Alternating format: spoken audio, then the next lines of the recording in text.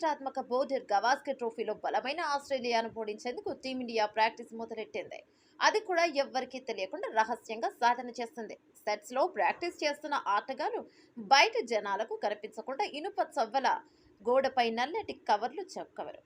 అలాగే స్టేడియం సిబ్బంది ప్రతినిధులు ఫోన్లు వాడటంపై పరిమితులు విధించారు. అయినప్పటికీ భారత ఆటగాళ్ల ప్రాక్టీస్ కు సంబంధించిన వీడియోలు బయటకొచ్చాయి. ఈ సీక్రెట్ ప్రాక్టీస్ ను హెడ్ కోచ్ గౌతమ్ గంభీర్ పర్యవేక్షించాడు. ఈ రహస్య సాధనకు గంభీర్ పాటుపడిన వాకా మైదానాన్ని ఎంచుకున్నాడు. ప్రస్తుతం ఆ మైదానాన్ని క్రికెట్ ఆస్ట్రేలియా ఉపయోగించడం లేదు. అక్కడ కొత్త నిర్మాణాలు చేపడుతున్నారు.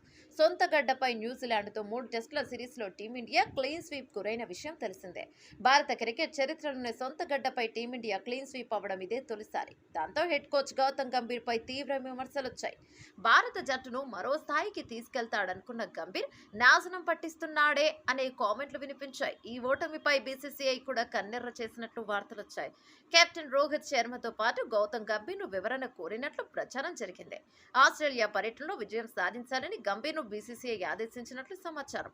ఈ క్రమంలోనే బోర్డర్ గవాస్కర్ ట్రోఫీని సీరియస్ గా తీసుకున్న గంభీర్ విజయమే లక్ష్యంగా వ్యూహాలు రచిస్తున్నాడు. భారత్ ఏతో జరగాల్సిన వార్మప్ మ్యాచ్ ను రద్దు చేసిన గంభీర్ ఈ సమయాన్ని జట్టు సన్నాహకానికి వాడుకుంటున్నాడు. ఈ సిరీస్ లో భారత్ విజయం సాధించాలంటే ఇక్కడి పిచ్లపై పట్టు సాధించాలని గంభీర్ భావించాడు. పేస్ తో పాటు బౌన్స్ కు అనుకూలంగా ఉండే పిచ్లపై సమర్థవంతంగా బ్యాటింగ్, బౌలింగ్ చేసేలా ఆటగాళ్లను సిద్ధం చేయడంపై గంభీర్ ఫోకస్ పెట్టాడు.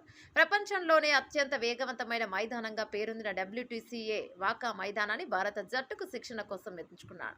ఈ మైదానంలోని పేస్ బౌలింగ్ ను ఎదుర్కొన్న బ్యాటర్లు ఆసీస్ గడ్డపై ఎలాంటి పిచ్లోనైనా ఆడగలడు. అందుకే గంభీర్ ఈ మైదానాన్ని ఎంచుకున్నాడు.